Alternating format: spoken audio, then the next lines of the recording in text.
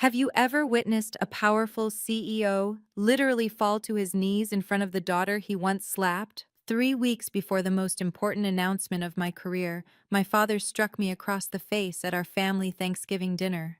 Not a gentle reprimand, a full-force slap that left my cheek burning and 32 relatives frozen in shock. His reason? I refused to sign my name on architectural plans my brother had stolen from me.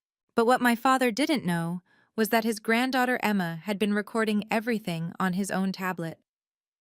And 3 weeks later, at the Morrison Tech Campus Partnership announcement with 500 tech executives watching, those 5 words she spoke into the microphone didn't just expose his theft, they destroyed his entire empire in less than 30 seconds. I'm Frida Enders, 38 years old, and this is the story of how my family's golden reputation crumbled when the truth finally came to light. If you're watching this, please subscribe and let me know where you are watching from. For 15 years, I worked as an architect in Seattle, yet my family never once asked about my projects. Not when I graduated from MIT with honors, not when I won the Pacific Northwest Design Award, not even when my work appeared in Architectural Digest, though they never knew that was me. You see, in the Enders family, there was only one architect worth mentioning, my brother Marcus, vice president of our father's company, Enders Development Group. 4,000 employees, a gleaming tower in downtown Seattle, and a CEO who commanded every room he entered. That was Robert Enders, my father. At family dinners, the conversation always followed the same script. Dad would praise Marcus's latest innovative project, while Marcus's wife Sarah would beam and add details about their new vacation home or boat. Meanwhile, I'd sit quietly with Emma, cutting her food and making sure she ate her vegetables, while the conversation flowed around us like we were furniture. "Frida, sweetheart," my Aunt Patricia said at last Easter's dinner, "you're so good with Emma. That's what really matters, being a good mother. Not everyone needs to chase big careers." What they didn't know, what I'd never told anyone in my family, was that I'd founded Frida Studio 5 years ago. 25 employees, an office in Belltown, and a portfolio of sustainable designs that had caught the attention of some very important people.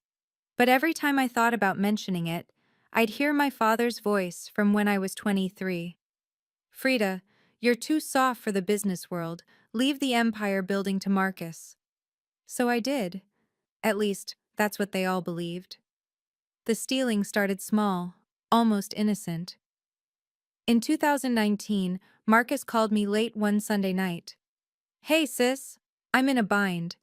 Dad wants to see preliminary sketches for the Seattle Public Library renovation tomorrow. Can you help me brainstorm? I just need a fresh perspective." I spent 4 hours on video call, sketching out an eco-integrated design with natural light chambers and living walls. Marcus took notes, thanked me profusely, and promised to credit me as a consultant.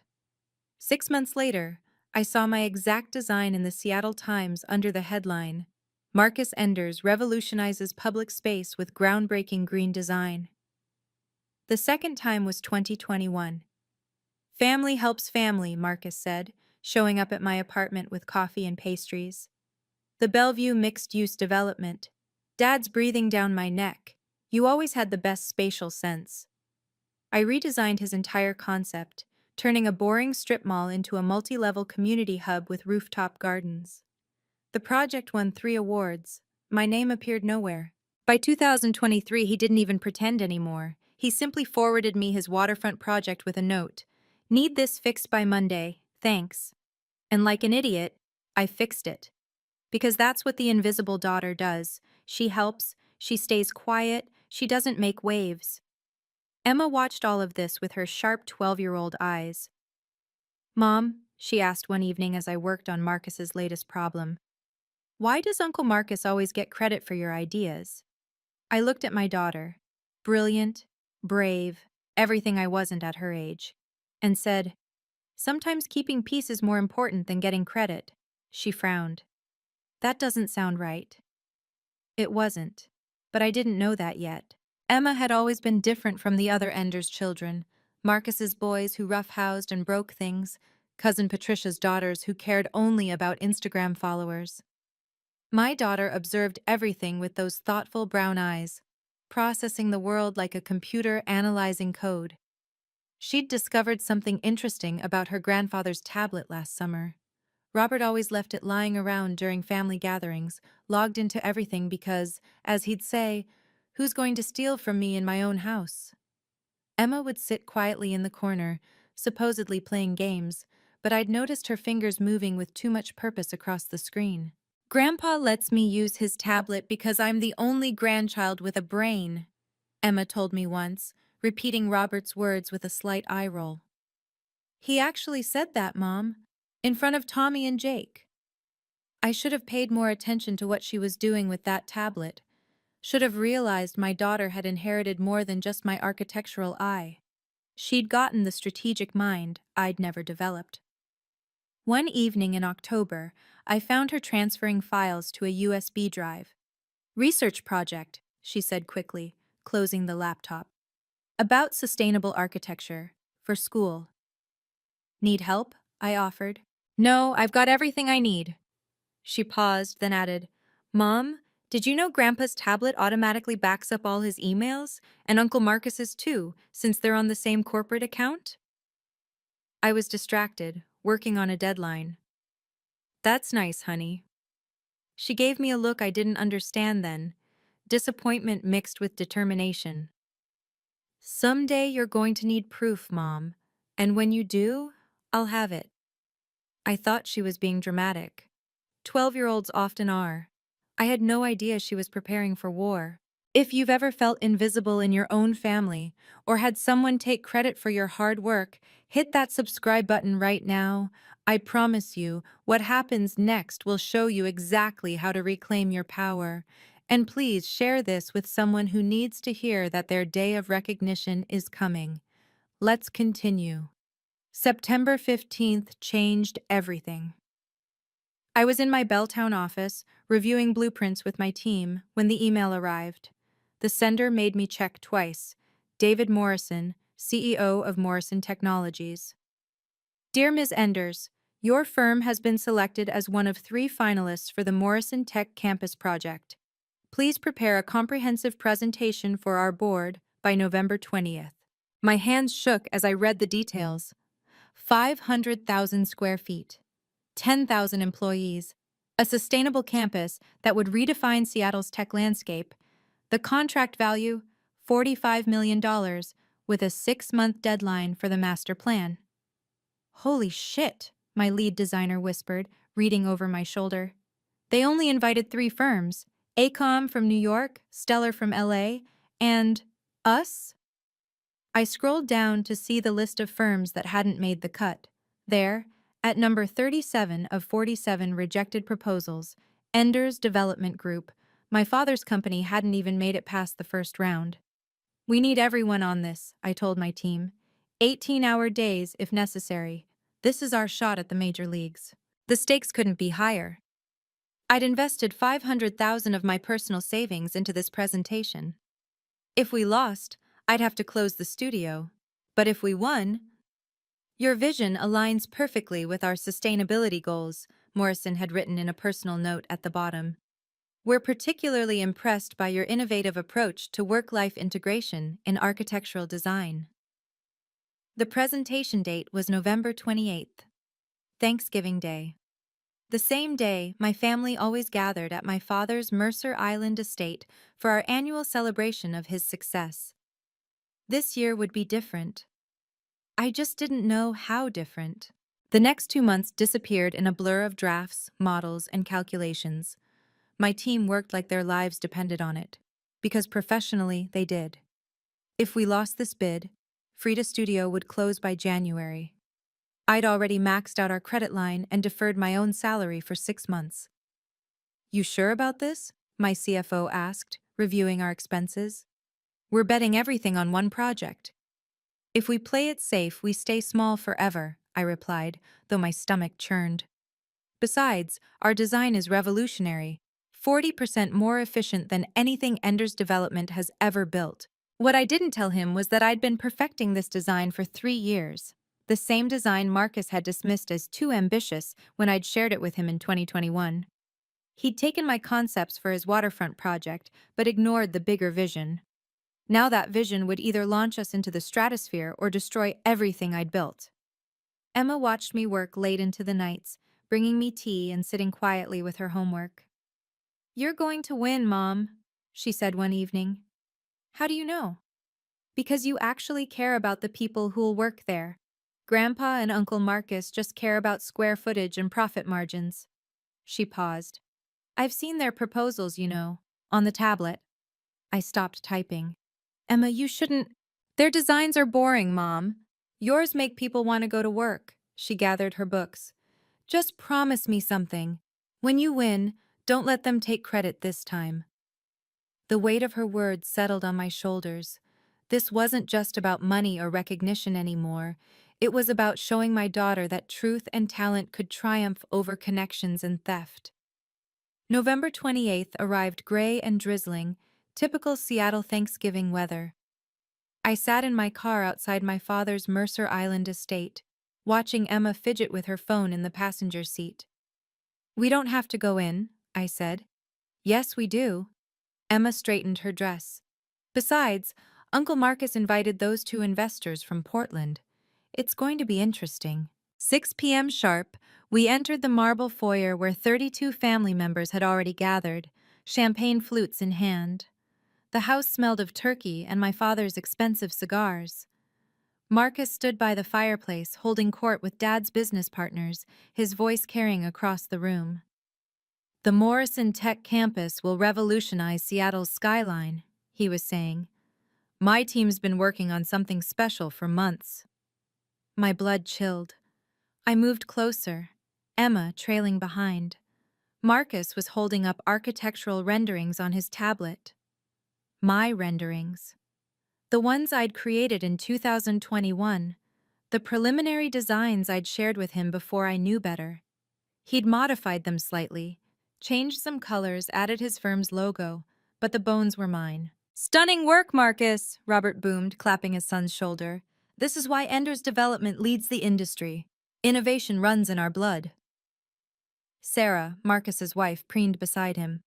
Marcus barely slept for weeks perfecting these. Such dedication. I stood frozen as relatives gathered around, praising Marcus's genius. 3 years of my work, my vision, being paraded as his triumph. Emma's hand found mine, squeezing tight. "Mom," she whispered, but I saw her other hand slip into her pocket, pulling out her grandfather's tablet that she'd somehow already acquired. The recording light was on. Marcus's eyes found mine across the room. He smiled, that same smile from every time before. The smile that said, "What are you going to do about it?" Marcus approached with a folder, his smile widening. "Frida, perfect timing. I need you to sign something." The room's chatter continued, but I felt several eyes turn our way. He opened the folder, revealing a consultation confirmation form, a document stating I'd provided minor input on the Morrison Tech campus design as a family favor. "Just a formality," Marcus said smoothly, "for the files." I looked at the document, then at him. "No." The single word cut through nearby conversations. Marcus's smile faltered. "Come on, don't be difficult. It's Thanksgiving." "I won't sign this." Robert's attention swiveled to us like a hawk spotting prey. He strode over, his presence immediately commanding the space. "What's the problem here?" "Frida's being stubborn," Marcus said. "I just need her signature on a consultation form." "These are my designs," I said quietly but clearly. "From 2021, I have the original files." The room went silent. 32 faces turned toward our corner. Robert's expression darkened. "Don't be ridiculous," he said. "Marcus has been working on this for months." 3 years, actually, I replied. "Since I first created them." Sarah laughed, sharp and dismissive. "This is embarrassing, Frida. We all know you help out sometimes, but taking credit for Marcus's work?" "Sign the form," Robert commanded, his voice dropping to that tone I'd feared since childhood. "Support your brother. That's what family does." "Family doesn't steal," Emma said suddenly, her young voice cutting through the tension. Everyone turned to stare at my 12-year-old daughter, who stood with her grandfather's tablet clutched in her hands. Emma, stay out of this, Robert warned. But Emma's fingers were already moving across the screen, and I realized with a start that she wasn't just recording, she was accessing something else entirely. You ungrateful failure! Robert's voice exploded through the room. After everything this family has done for you! He stood up, his 6-foot frame towering over me. You live in your brother's shadow because that's where you belong. Marcus built an empire while you played with your little sketches. They're not sketches, I said, my voice shaking but determined. They're registered designs, my designs. You will sign that document, Robert stepped closer, his face red with rage, or you're no longer welcome in this house. Then I'm no longer welcome. The slap came fast and hard. His palm connected with my cheek with a crack that echoed off the marble walls.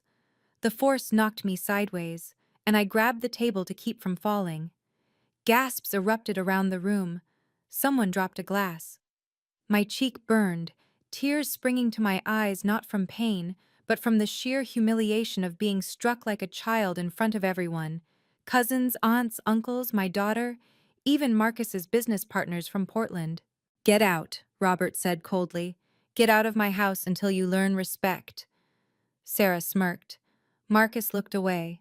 Not one person in that room of 32 relatives said a word in my defense. I straightened, touched my burning cheek, and looked my father in the eye. I'm done learning your version of respect. I picked up my purse and walked toward the door, my heels clicking on marble. Emma followed, but not before she stopped beside her grandfather. I got everything, Grandpa, she said quietly, holding up his tablet. Everything. Robert's face went white, but I was already pulling Emma out the door. In the car, she whispered, Mom, I have 3 years of emails between Uncle Marcus and Grandpa, every stolen design, every lie. The next morning, November 29th, at 8 a.m., my phone buzzed with an email that made my hands shake. David Morrison himself, not an assistant or HR department. Dear Frida, congratulations. After extensive review, Frida Studio has been selected as the lead architectural firm for the Morrison Tech campus. The board was unanimous. Your vision surpasses anything we've seen. I read it 3 times before it sank in. We'd won. $45 million. The contract was attached. 23 pages of legal language that essentially said Frida Studio would have exclusive rights, no subcontracting to competitors, and most importantly, a signing ceremony on December 19th at the Seattle Convention Center. Page 18 made me stop breathing. Under rejected proposals, Ender's Development Group was specifically listed as failed to meet basic innovation requirements. My phone rang. David Morrison's personal line. Frida, wonderful work. We need to discuss something privately before the announcement. His tone shifted, becoming more serious. We've had some concerns raised about Ender's Development's business practices. Several former employees have reached out with troubling claims about intellectual property theft. My stomach tightened. I see. We take integrity seriously at Morrison Tech. I wanted you to know that we investigated thoroughly. Your designs were clearly superior, but more importantly, they were authentically yours. The metadata proves it. He paused. I also want to personally invite your father to attend the announcement as a local business leader. I think it's important he sees what real innovation looks like. After we hung up, Emma appeared in my doorway. Did we win? We won. She smiled, that wise beyond her years smile. Good, because I just finished organizing Grandpa's files. You're going to want to see what Uncle Marcus sent to Morrison Tech. It's almost word for word your 2021 proposal. The 3 weeks between winning and the announcement became a strategic chess game. Morrison's team coordinated every detail of the December 19th event. 500 invited guests, including tech CEOs, venture capitalists, city officials, and significantly, prominent local business leaders, like Robert Enders. Your father RSVP'd immediately, Morrison's assistant told me. He seemed very eager to attend. Of course he was. Robert never missed a chance to network with tech money. He had no idea I was the architect being announced. Emma spent those weeks with a focus that amazed me. "Mom, I need to show you something." She'd converted my home office into what looked like a legal war room. Printed emails, timestamp logs, file histories, all organized chronologically. "This is from 2019, she pointed to one email. "Uncle Marcus to Grandpa. Frida helped with the library design. Should we credit her?" Grandpa's response: "No need to complicate things. Keep it in-house." "Emma, how did you—" Grandpa's tablet auto-syncs everything to the cloud. He gave me the password last year to download games. She pulled out a USB drive. Every stolen design, every email taking credit, 3 years of evidence. All legally obtained because he gave me permission to use his device. She'd even created a presentation, professional, clean, devastating. "Just in case you need it," she said. December 18th, Morrison called again. "Frida, would you mind if your daughter joined you on stage tomorrow? My wife heard about her from my assistant. Apparently, she's quite remarkable. We love highlighting young women in STEM." I looked at Emma, who was pretending to do homework while obviously eavesdropping. "I think she'd love that." "Perfect. Oh, and your father confirmed he'll be in the VIP section, front row center." Emma and I exchanged glances. The pieces were all in place. Can you imagine the look on my father's face when he realizes what's about to happen? If you've ever dreamed of the moment when someone who underestimated you finally sees your true worth, please hit that like button. And comment below, what would you do in my situation? Would you reveal everything or stay silent? Now, here comes the moment everything changed. December 19th, 2 p.m. The Seattle Convention Center's grand ballroom gleamed with Morrison Tech's signature blue and silver. 500 chairs faced a massive stage where 3 screens displayed the Morrison logo. Tech executives filled the room, their combined net worth probably exceeding Washington State's budget. From backstage, I watched Robert enter with Marcus and Sarah. My father worked the room like he owned it, shaking hands with CEOs, laughing at their jokes, positioning himself perfectly in the front row VIP section. Marcus sat beside him, adjusting his tie and checking his phone. Sarah was already taking selfies. "Your dad looks confident," David Morrison observed, appearing beside me. "He's been telling everyone that Ender's Development has a major announcement coming." "Does he?" Morrison smiled. "Not that I'm aware of." He glanced at Emma, who stood nearby in a navy dress, tablet in hand. "Your daughter asked if she could connect her device to our presentation system. My tech team cleared it. Smart kid." "Terrifyingly smart," I agreed. Sailai. The lights dimmed. Morrison took the stage to thunderous applause. "Ladies and gentlemen, welcome to the future of sustainable tech architecture." He began with vision statements and sustainability goals. I saw Robert nodding along, playing the part of the engaged civic leader. Marcus whispered something to Sarah, who laughed. "We reviewed 47 proposals," Morrison continued, "from established firms like AECOM, Stellar, and yes, Ender's Development Group." Robert straightened, a small smile playing on his lips. Several people glanced at him with interest. But one proposal stood out.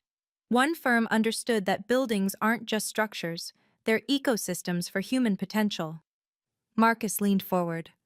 Sarah prepared her phone for photos. Robert adjusted his jacket. They had no idea their world was about to shatter. Morrison continued his presentation, each word building toward the reveal. The selection process was rigorous. We evaluated innovation, sustainability, and most importantly, integrity. Ender's Development Group, he said, and Robert visibly preened, submitted a proposal that was familiar. Too familiar, actually. A murmur rippled through the crowd. Robert's smile flickered but held.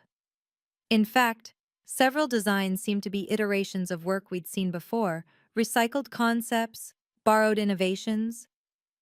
Morrison clicked his remote, and one of Marcus's designs appeared on screen. Competent, but lacking originality. I watched my brother's face drain of color. He recognized the criticism. It was the same feedback I'd given him 3 years ago on that exact design. However, Morrison's voice rose. One firm presented something revolutionary, a complete reimagining of how workspace and human needs intersect. Robert whispered to a CEO beside him, loud enough for nearby rows to hear. My company always pushes boundaries. We set the standard in Seattle. The CEO nodded politely. Others turned to look at Robert with newfound interest, assuming he was about to be announced. Marcus pulled out his phone, probably checking if any announcement had leaked. Sarah straightened her hair, preparing for her moment in the spotlight. This firm, Morrison said, is led by someone who understands that true innovation comes from authentic vision, not borrowed ideas. That's the Enders way, Robert said to another VIP, just loudly enough to be heard. Innovation runs in our blood. Emma stepped closer to me backstage. Should I get ready? Wait for it, I whispered. Morrison clicked his remote again. My design filled all 3 screens, the real one, not Marcus's bastardized version. Ladies and gentlemen, please welcome the lead architect for the Morrison Tech campus. Robert was already starting to stand, his hand moving to button his jacket. Frida Enders, CEO and principal architect of Frida Studio. The spotlight hit me as I walked onto the stage.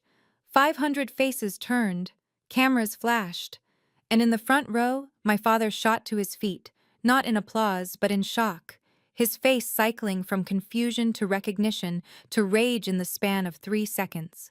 Marcus's champagne glass slipped from his hand, shattering on the floor. Sarah's phone, raised for a triumphant photo, slowly lowered as her mouth fell open. The applause was thunderous, but I only heard the silence from my family's section. Robert stood frozen, his half-risen position making him look absurd as everyone else remained seated and clapping. Thank you, David, I said into the microphone, my voice steady and clear through the sound system.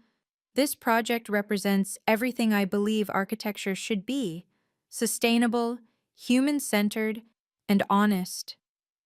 Robert sank back into his chair like someone had cut his strings.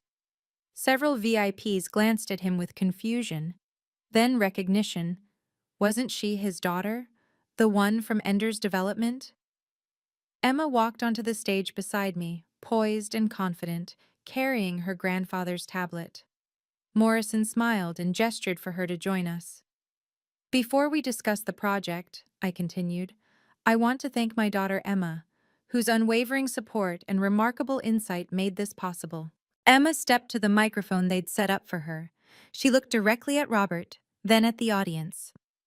My grandfather once told me that success requires taking credit for excellence, wherever you find it, she said clearly. But my mom taught me that real success comes from creating your own excellence. She connected the tablet to the presentation system with practiced ease. I think everyone here should know the truth about where excellence really comes from. I took control of the presentation, clicking through my first 5 slides. The massive screens displayed my vision in stunning detail.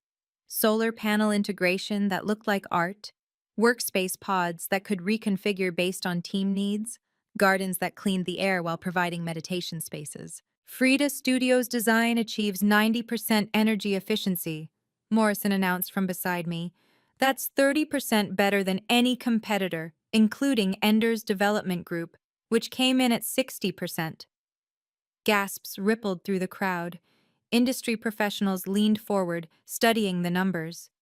The budget optimization is even more impressive, I continued, showing the cost breakdown. We're delivering this project 15% under competitive bids while exceeding every sustainability metric.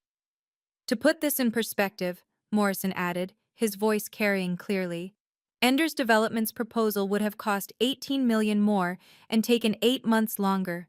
Their design scored last in our innovation index, dead last. Robert's face had gone from red to white. Marcus slumped in his chair. Several VIPs who'd been chatting with Robert earlier now shifted away, creating subtle distance. Our timeline shows completion 2 months ahead of schedule, I explained, clicking to the next slide. This is possible because we're not recycling old ideas or retrofitting borrowed concepts. Every element was designed specifically for Morrison Tech's unique needs. A venture capitalist in the third row raised his hand. How long has Frida Studio been developing this design? The core concepts? 3 years, I replied, looking directly at Marcus. Though certain elements were prematurely shared with others who tried to claim them as their own. Emma stepped forward slightly, her finger hovering over the tablet screen. The threat was subtle but clear. Morrison smiled. This is why we chose Frida. Authenticity and innovation can't be faked or stolen. Emma stepped to the microphone, her young voice cutting through the murmurs. Mr. Morrison, may I share something important? Morrison nodded, intrigued. The audience quieted, charmed by the 12-year-old's poise. 3 weeks ago, my grandfather slapped my mother at Thanksgiving dinner, Emma said clearly. 500 people gasped, because she wouldn't sign away credit for her own work. She touched the tablet, and suddenly the main screen filled with video, crystal clear, audio perfect. There was Robert, his face twisted in rage. There was his hand, striking my face. The sound of the slap echoed through the convention center. You ungrateful failure! Robert's recorded voice boomed through the speakers. The video continued for 30 seconds, the humiliation, the silence of family members, my dignified exit. When it ended, the ballroom was tomb silent. Emma looked directly at her grandfather. But that's not all. She swiped again. These are emails between my grandfather and Uncle Marcus, 3 years of them. The screen filled with email after email. Frida helped with the library design. Should we credit her? No need to complicate things. Use Frida's waterfront concepts, but file them under your name. She won't complain. She never does. Then Emma spoke the 5 words that destroyed everything. Grandpa stole Mom's designs repeatedly. The final slide showed side-by-side comparisons, my original files with timestamps and metadata next to Marcus's submissions to Morrison Tech. Identical down to measurements, with only colors and logos changed. Robert tried to stand, to leave, but the crowd pressed in. Security guards responding to Morrison's subtle signal positioned themselves by the exits, not blocking anyone, just observing. Mr. Morrison, Emma said calmly, you said integrity matters. This is what integrity looks like, telling the truth even when family is involved. Emma's presentation continued with surgical precision. She pulled up file properties, showing creation dates from my computer, 2019, 2021, 2023. Then Marcus's versions, always weeks or months later, with my original measurements and specifications barely disguised. This email is particularly interesting, Emma said, displaying a message from Marcus to Morrison Tech's selection committee. My innovative eco-building design, developed over 3 years of research, she swiped. Here's Mom's original file, dated 3 years and 4 months ago. Notice the file name, FE Eco Design Original V1. A tech CEO in the audience stood up.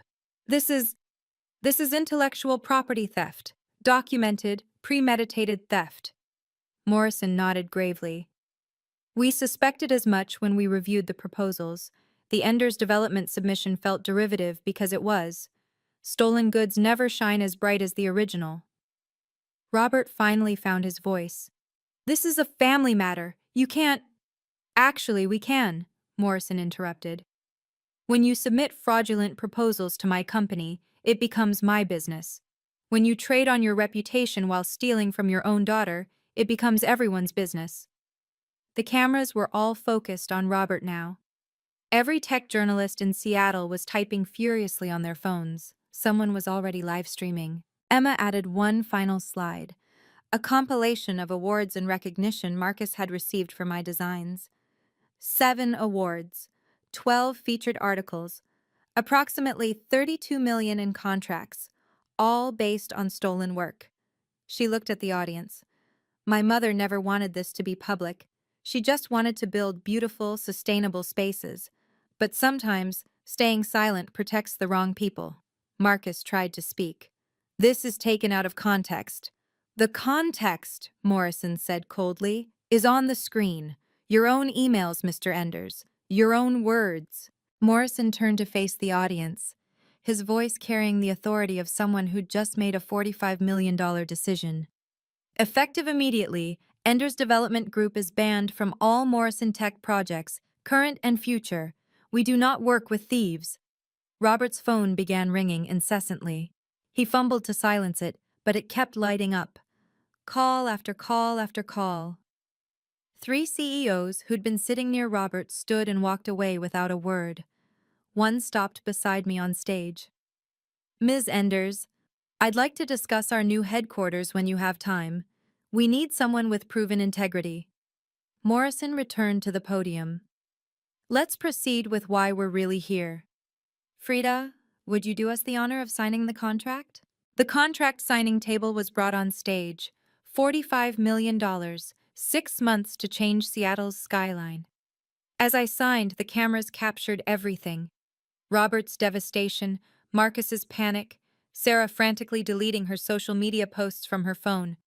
Security, Morrison said quietly. Please escort the Enders Development representatives out. They're disrupting our event. 2 guards approached Robert and Marcus. Not roughly, but firmly. The walk of shame through 500 of Seattle's most influential people. Someone started slow clapping. Others joined. Not for Robert's exit, for me. Emma handed the tablet to Morrison. The full documentation is here, Mr. Morrison. Every theft, every lie, every timestamp, in case anyone questions Mom's integrity again. Morrison took it solemnly. This will be kept as evidence. Fraud is a serious matter. As security led them out, Robert turned back once. Our eyes met across the ballroom. For the first time in my life, I saw fear in his eyes. Real fear. The empire he'd built on others' backs was crumbling, and everyone was watching it fall. The moment the ceremony ended, I was surrounded. 5 tech CEOs formed a line, each with a business card and a project proposal. Frida, I'm Jennifer Walsh from Cascade Systems. We have a $40 million campus project. After what I just witnessed, you're the only architect I trust for it. Brad Coleman, Vertex AI, $60 million for our Portland expansion. We need someone who builds with conscience. By the time I collected all the cards, I was looking at potential contracts worth $120 million. My project manager, who'd attended the event, stood slack-jawed beside me. Frida, this is 3 years of work, maybe 4. My phone buzzed. A text from my publicist. Hatch Justice. For Frida, trending #1 in Seattle, #3 nationally, 17 interview requests in the last hour. Emma stood beside Morrison, showing him something else on the tablet. He nodded thoughtfully, then approached me. Your daughter just showed me her coding work. She built a program to track and timestamp the document theft at 12 years old. He smiled. I'm creating a youth innovation program. Emma would be our first participant, full scholarship through high school and a guaranteed internship. I also want to learn architecture, Emma told him. Like Mom, but with better boundaries from the start. The Seattle Times business reporter approached. Ms. Enders, can you comment on the implications for Enders Development? I can only speak for Frida Studio, I replied carefully. We're focused on building a sustainable future, not dwelling on the past. But my phone showed the immediate impact. Enders Development stock had dropped 18% in after-hours trading. A news alert popped up. Emergency board meeting called at Enders Development following fraud allegations. The future was being rewritten in real time, and for once, I was the author. Back at our Belltown office, my team had decorated with champagne and a massive banner, Frida Studio, Building the Future. 25 people who'd believed in me when I had nothing but sketches and dreams. I have an announcement, I said, raising my glass. The Morrison contract includes a performance bonus structure, $2 million, which will be distributed equally among all of you. The cheers could probably be heard in Portland. My lead architect started crying. My youngest designer, who'd been living on ramen to pay student loans, sat down heavily. We're also moving, I continued. Morrison offered us premium space in Morrison Tower, floor 32, views of the Sound. That's above Ender's Development's satellite office, someone pointed out. Is it? I smiled. I hadn't noticed. Emma sat in the corner, finally looking like the 12-year-old she was, exhausted but glowing. Mom, you don't have to hide anymore. I never wanted to hide, I told her. I just thought keeping peace was more important than claiming my place. And now? Now I know that when you don't claim your place, someone else will steal it and sell it back to you at a premium. My phone showed 53 missed calls from various family members. I deleted them all without listening, but one text made me pause, from my grandmother Eleanor. Your mother would be so proud. She always said you had the talent, you just needed to find your voice. Emma curled up against me. Was it worth it, losing them? I thought about 32 silent relatives, about 15 years of stolen credit, about that slap that still echoed in my memory. I didn't lose them, Em. I freed us. December 20th brought the avalanche. I woke to find Ender's Development stock down 30% in pre-market trading. The Seattle Times headline, Ender's Empire Crumbles Amid Fraud Scandal. My lawyer called at 7 a.m. The board held an emergency meeting at midnight. Robert's been asked to step down. Marcus is suspended pending investigation. That was fast. $400 million in market value vanished overnight. Board members are panicking. 3 major investors pulled out. He paused. There's more. Sarah Enders filed for separation this morning. Apparently, she's claiming she had no knowledge of the fraud and wants to distance herself from the scandal. The irony was delicious. Sarah, who'd stood smirking while Robert slapped me, now playing victim. By noon, the full scope emerged. The investigation revealed Marcus hadn't just stolen from me. 3 other junior architects at Ender's Development had filed complaints over the years, all buried by HR. The pattern went back 7 years. It's systematic, the investigator told reporters. This wasn't a family dispute. This was corporate theft culture starting at the top. My phone rang. Marcus. Frida, please. You have to make a statement. Say it was a misunderstanding. Dad's having chest pains. The stress. The truth isn't causing his chest pains, Marcus. His choices are. We're family. Family doesn't steal. Family doesn't stand silent during abuse. Family doesn't require signatures to maintain lies. You've destroyed everything. Destroyed. No, Marcus. I revealed everything. You destroyed it years ago when you put your name on my first design. I hung up. Within an hour, a news alert appeared. Marcus Enders under investigation for 7 years of intellectual property theft. The empire hadn't just crumbled. It had been built on sand, and the tide of truth had finally come in. The media storm was unlike anything I'd imagined. CNN Business ran a segment titled, The Thanksgiving Slap Heard Round the Business World. Forbes published How Frida Enders Built an Empire While Her Family Stole Her Blueprints. My publicist called, breathless. 15 major outlets want exclusive interviews. 60 Minutes, Anderson Cooper, The Wall Street Journal. Netflix just offered a documentary deal. Stolen Blueprints, The Frida Enders Story. And Penguin Random House? They're offering a mid-6-figure advance for your book, Building Truth, An Architect's Guide to Standing Your Ground. The numbers were staggering, but what struck me most were the messages. My website had crashed from 2 million visits in 48 hours. Hundreds of emails from other professionals, architects, designers, engineers, sharing their own stories of stolen credit. You gave us permission to speak up, one wrote. My boss has been taking credit for 5 years. I'm meeting with HR tomorrow. The Forbes article was particularly satisfying. Frida Enders represents a new generation of leaders who refuse to enable toxic family businesses. Her studio's valuation has increased tenfold overnight, while Ender's development faces potential bankruptcy. Emma showed me her phone. Mom, you're trending on TikTok. Gen Z is calling you the blueprint boss and making videos about standing up to toxic families. Morrison called personally. The press is incredible, but I want you to know, we chose you for your talent, not the drama. Although, he chuckled, watching Robert Enders get escorted out by security is already legendary in tech circles. Any regrets about the public nature? He asked. Only that it took me 15 years to stop protecting the wrong people. Well, your protection days are over. Focus on building. Let the lawyers handle the wreckage. The family WhatsApp group exploded like a digital war zone. I watched the messages pile up without responding. Aunt Patricia. Frida, we need to talk. I always suspected something was off with Marcus's sudden success. Uncle James. This should have been handled privately. Airing family business like this is shameful. Cousin Derek.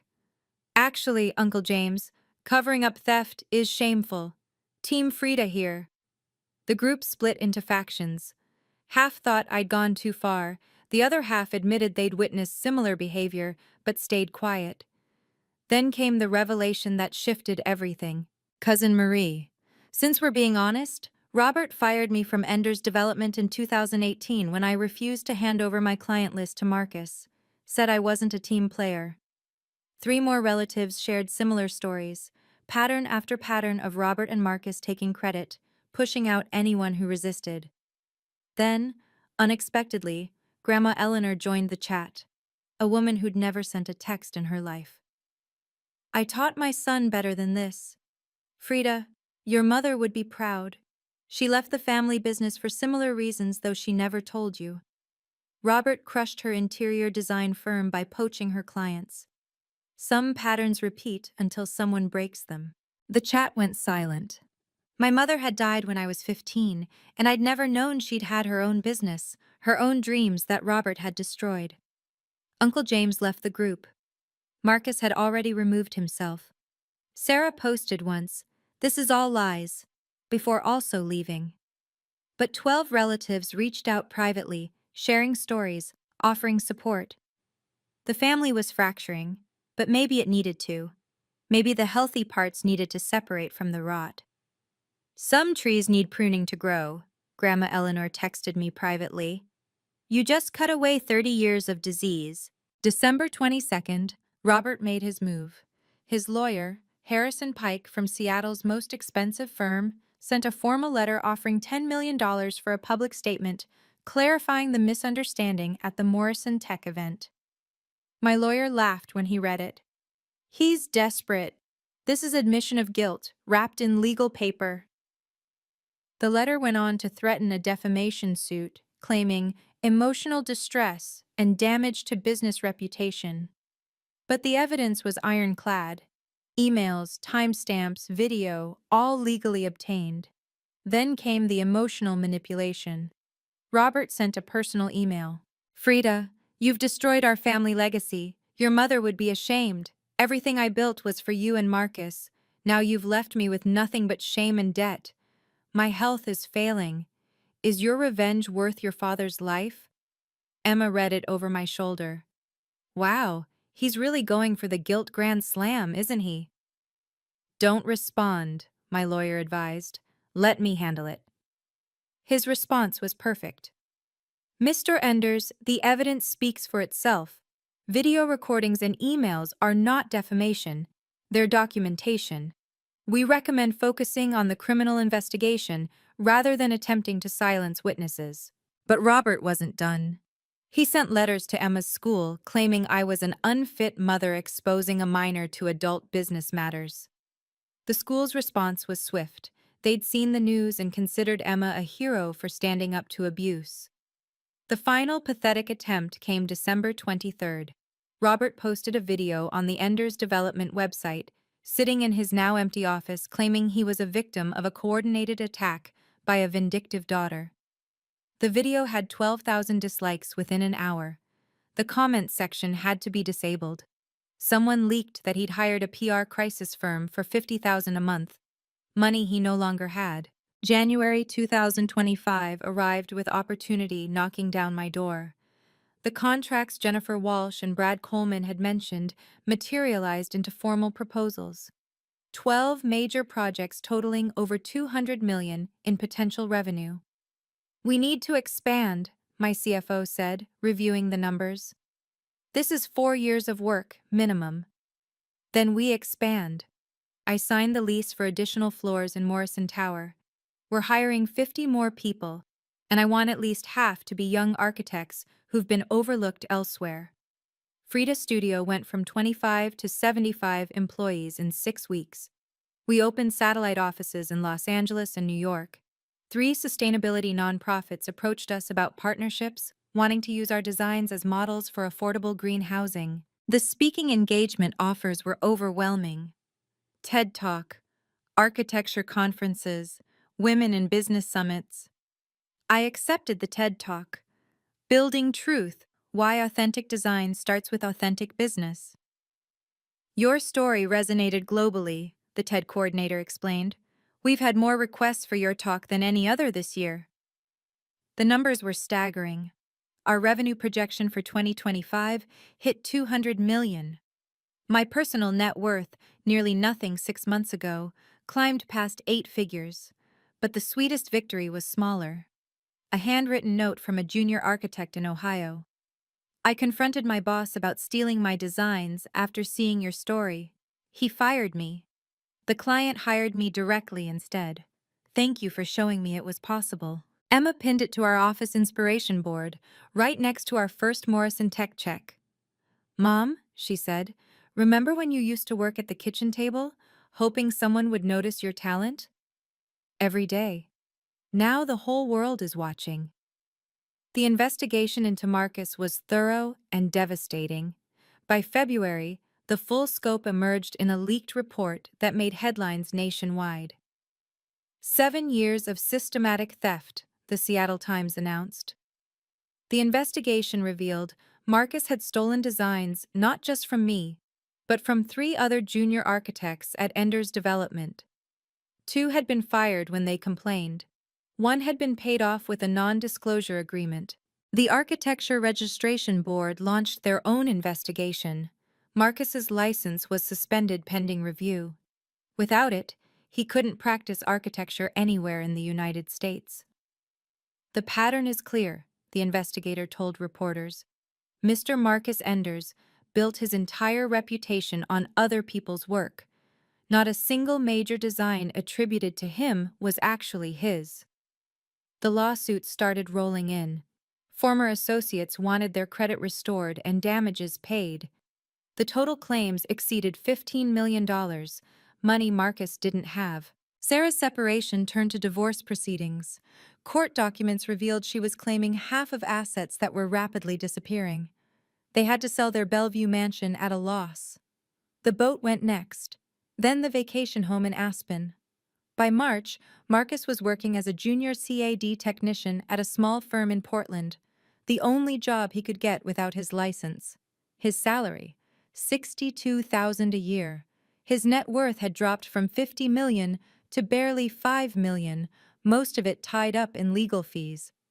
Someone sent me a photo of him at a coffee shop, hunched over a laptop, doing the actual work he'd avoided his entire career. He looked older, grayer, smaller. "Do you feel bad for him?" Emma asked. "I feel bad for the person he could have been if he'd developed his own talents instead of stealing others." January 15th, Robert requested a meeting. After weeks of legal threats and emotional manipulation, he wanted to talk. I agreed, but only at my lawyer's office with full recording. He looked diminished. The commanding CEO who'd ruled every room was now a 70-year-old man in an ill-fitting suit, his empire gone, his reputation destroyed. "I want to reconcile," he started. "Under what terms?" "You make a statement that this was a family misunderstanding. I'll acknowledge you contributed to some designs. We rebuild together." Even now, he couldn't admit the truth. "Robert, you slapped me in front of 32 people for refusing to sign away my work." There's no misunderstanding to clarify. I'm your father. Biology doesn't grant you absolution. If you want any relationship going forward, here are my terms. Complete public acknowledgement of the theft. Genuine apology to everyone you and Marcus stole from. Family therapy with a therapist I choose. No business discussions ever. And you never, ever speak to Emma without my presence. His face reddened. Those are ridiculous demands. Those are boundaries. Take them or leave them. You're asking me to humiliate myself. I'm asking you to tell the truth. The humiliation is just how the truth feels after decades of lies. He stood abruptly. You're no daughter of mine. For the first time, we agree on something. He stormed out, slamming the door. My lawyer shook his head. He really thought you'd cave.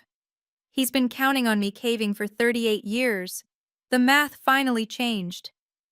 Emma, who'd insisted on being in the adjacent room, hugged me. You didn't even flinch. Boundaries get easier when you realize the price of not having them. The family restructuring was swift and necessary. Some relatives chose Robert's side, clinging to the old power structure even as it crumbled. Others reached out with stories and support. I'm okay with a smaller family, I told Emma as we planned our new Thanksgiving tradition. Quality over quantity.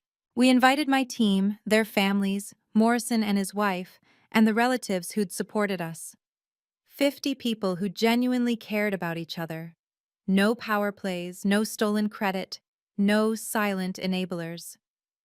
The biggest surprise was Aunt Lisa, my mother's sister who'd been estranged for 20 years. She called in February. I left because Robert destroyed your mother's business, then mine. I should have warned you, but he threatened to ruin anyone who spoke up.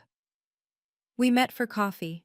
She brought photo albums I'd never seen, my mother at her drafting table, her interior design awards, her smile before Robert crushed her spirit. She had your talent, Lisa said, and your kindness. Robert couldn't stand that she was better than him. Emma gained an aunt who understood our journey. Lisa had built her own successful design firm in Portland after escaping Robert's influence. The family tree needed pruning, she said. You didn't break the family, Frida. You revealed it was already broken. I started a support group for professionals dealing with workplace theft and toxic family businesses. Within 2 months, we had 500 members sharing stories, strategies, and strength. Our real family got smaller but stronger, Emma observed at our March gathering. 20 people who'd chosen truth over comfort, integrity over inheritance. Sometimes, I told the group, losing your biological family means finding your logical one, the people who make sense in your life. February 2025 brought the groundbreaking ceremony for Morrison Tech campus. Despite the winter drizzle, 300 people attended, including city officials and tech luminaries. Robert was notably absent from the guest list. This campus represents the future, Morrison said at the podium. Designed by someone who understands that integrity in business starts with integrity in design. We were ahead of schedule and under budget. The sustainable design had already won 3 awards before a single brick was laid. The American Institute of Architects featured it as Design of the Year. The first building will be complete in 4 months, I announced. The entire campus in 18 months. Every milestone met, every promise kept. Emma's Youth Innovation Program launched the same day with 50 students. She stood beside Morrison, explaining how young people could contribute to sustainable architecture. My mom taught me that buildings aren't just structures, Emma said. They're promises we make to the future, and promises matter. The contrast to Ender's development was stark. While we broke ground on the future, Robert's former company filed for Chapter 11 bankruptcy. The building that once bore his name was being renamed. My team worked with passion I'd never seen before. We're not just building for Morrison, my lead architect said. We're proving that good design comes from good people. The first building's frame went up in record time. Morrison visited weekly, always impressed. This is what happens when talent isn't suppressed, he told me. Imagine if you'd been able to do this 15 years ago. Then I wouldn't have learned the importance of boundaries, I replied. Every building needs a strong foundation. So does every life. By March, we were 2 months ahead of schedule. The architecture world was watching, and we were delivering. March brought an unexpected call. Aunt Lisa wanted to introduce me to others who'd fled Robert's toxicity over the years. The list was longer than I'd imagined. There are 12 of us, she explained. Cousins, aunts, former family friends. We call ourselves the Enders Exodus. We met at Lisa's Portland home. Each person had a story. Businesses Robert had sabotaged, credit he'd stolen, relationships he'd destroyed when people wouldn't submit to his control. Your mother was the first to leave, Lisa revealed. She tried to start her own firm 3 times. Robert destroyed each one, poached clients, spread rumors, threatened partners. Cousin Michael, whom I hadn't seen since I was 10, shared his story. I developed a new construction technique in 2008. Robert patented it under Ender's development. When I protested, he had me blacklisted in Seattle. These weren't just relatives, they were refugees from Robert's empire. Successful ones, who'd rebuilt elsewhere, but carrying scars. You did what none of us could, Michael said. You exposed him publicly. We all left quietly, thinking we were protecting the family. Silence protected him, not the family, Emma said, wise beyond her years. We formed a new network, not based on blood or obligation, but on shared understanding and mutual support. The Enders Exodus became our chosen family, gathering monthly, supporting each other's businesses, celebrating successes Robert would have stolen. I wish your mother could see this, Lisa said, showing me a photo of my mom at 25, holding baby me, standing in front of her first office. She'd be so proud that you succeeded where she couldn't. She did succeed, I realized. She had me, and she made sure I was strong enough to finish what she started. April 2025 marked the complete collapse of the Enders empire. The bankruptcy court's final ruling was devastating. Enders Development's assets liquidated, the downtown tower sold to Morrison Tech, ironic justice, and Robert's personal assets seized to pay creditors. The Mercer Island estate went for auction. A tech entrepreneur bought it, planning to demolish Robert's monument to himself and build affordable housing for young professionals. The Seattle Times ran a photo of Robert watching from his car as the sold sign went up. He'd moved to a 1-bedroom condo in Tacoma, his fortune reduced to Social Security, and a small pension the court couldn't touch. From commanding 4,000 employees to living alone in 600 square feet, Marcus wasn't faring better. Still working as a CAD technician in Portland, his applications to other firms consistently rejected. The architecture community has a long memory, and his name was poison. Enders Development final day, the business section announced. The company that had dominated Seattle construction for 30 years dissolved completely. Former employees shared stories of toxic culture, stolen ideas, and crushed dreams. One former architect messaged me. I worked there for 10 years. Watching it fall was like watching my trauma get external validation. Thank you. I felt no satisfaction, just a distant sadness for the waste. All that energy Robert had put into stealing and controlling could have built something real. All Marcus's efforts to avoid hard work had resulted in the hardest fall possible. Do you ever think about visiting him? Emma asked. No. He knows my terms for reconciliation. He's chosen pride over family, just like he always has. The empire built on stolen blueprints had returned to dust. The only things left standing were the truths we'd finally told. Emma's transformation from quiet observer to confident advocate was remarkable.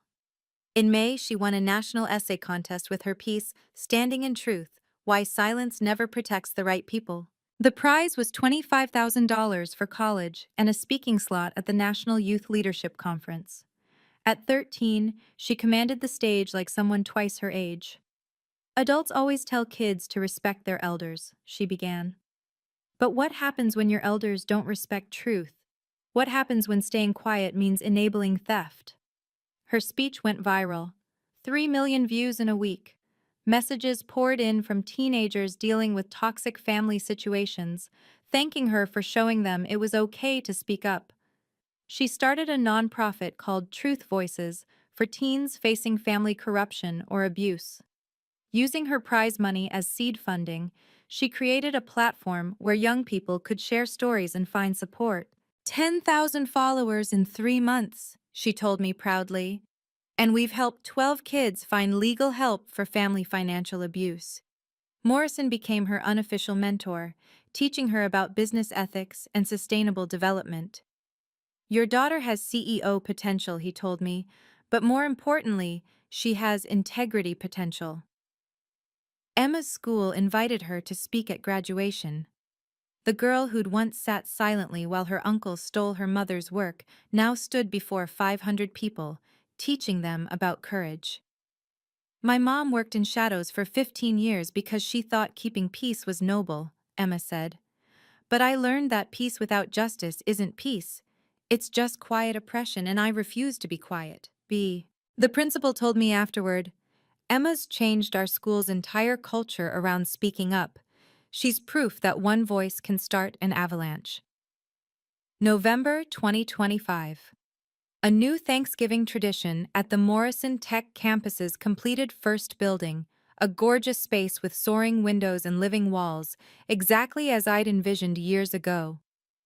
75 Frida Studio employees and their families gathered in the atrium I'd designed for exactly this purpose: community, celebration, and genuine gratitude. Morrison attended as our honorary guest, bringing his family and closest executives. A toast, Morrison raised his glass, to families we choose, success we earn, and truth we honor. No one mentioned the past. We didn't need to. The present was proof enough. My firm thriving with 180 million in revenue our first full year, Emma's program inspiring young architects nationwide, and relationships built on respect rather than fear. Last Thanksgiving, I got slapped for refusing to lie, I said during my toast. This Thanksgiving, I'm surrounded by people who value truth. That's the only success that matters. Marcus sent a text that day, the first communication in months. Happy Thanksgiving. I'm sorry. I didn't respond. Apologies without accountability are just noise. Robert sent nothing. According to Aunt Lisa, he spent the day alone in his Tacoma condo, refusing invitations from the few relatives who still spoke to him. It's sad, Emma said, looking at the happy crowd around us. He could have been here if he'd just admitted the truth. Some people would rather lose everything than admit they were wrong, I replied. That's their choice. This is ours. As the sun set through the sustainable glass I'd specified, casting rainbow patterns on the gathered families, I realized something. Success isn't about proving others wrong. It's about finally proving yourself right. The blueprint for happiness was simple. Build with integrity, and integrity will build you. Looking back now, the slap that changed everything wasn't just about physical violence. It was the moment 15 years of silent theft became visible, undeniable, recorded for the world to see. The lesson is simple but powerful. Document everything. Trust your instincts when someone consistently takes credit for your work. Your worth isn't determined by family validation or their willingness to acknowledge your contributions. Emma and I are closer than ever. She's applying to MIT's architecture program with a perfect GPA and a portfolio that includes her work on the Morrison campus. I want to build like you, she says, but with boundaries from day one. Frida Studio hit 180 million in revenue our first year as a major firm. We employ 90 architects who all know their names will appear on their work. No theft, no silence, no slaps. Robert still lives alone in Tacoma. Marcus still works as a technician. Sarah remarried and pretends the Enders years never happened. The family WhatsApp group disbanded. The Mercer Island estate is now affordable housing. But the Enders exodus thrives. 12 became 30 as more people felt safe to share their stories. We meet quarterly, supporting each other's businesses, celebrating successes that no one can steal. The price of truth was high. I lost the family I was born into. But the reward was higher. I gained a family that chose me, a business built on integrity, and a daughter who knows her worth isn't negotiable. Sometimes losing everything you thought mattered helps you find everything that actually does. If this story resonated with you, please subscribe and share it with someone who needs to hear that their truth matters. Have you ever had to choose between family harmony and your own dignity? Share your story in the comments. You're not alone. And remember, Emma's courage came from watching me finally stand up. What example are you setting? Thank you for listening to our journey.